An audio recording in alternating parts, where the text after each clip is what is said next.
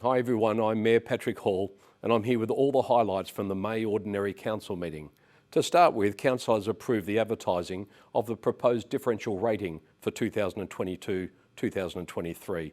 Now this is essential for the City to finalise the annual budget for 2022-23 and it allows interested residents to provide their feedback, which will be presented to Council for its consideration.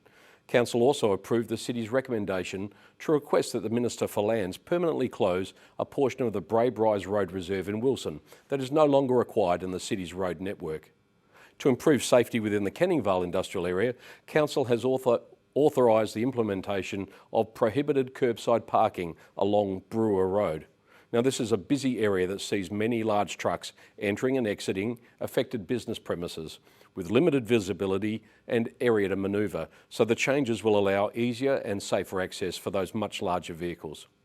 Brainbox Group was recently appointed to assist elected members with a review of the CEO performance and salary review policy. At May's meeting, Council adopted the revised policy that now aligns to relevant legislation and will guide the process of reviewing the performance and salary of the CEO. The impact of COVID-19 is still being felt, especially in the supply chain, causing many delays for both fleet purchases and major capital works within the City.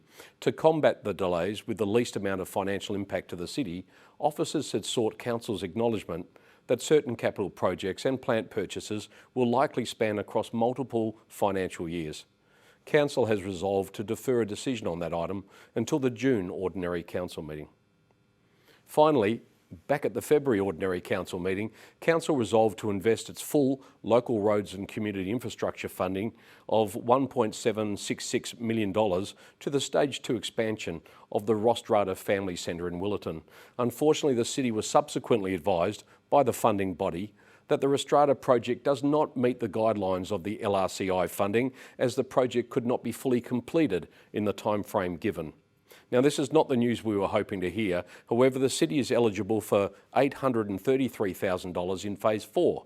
To provide certainty to the Rostrata project, at this month's meeting, Council resolved to use that $833,000 from Phase 4 of the LRCI infrastructure funding and has committed a further $933,000 to be listed in the draft 2022-23 budget.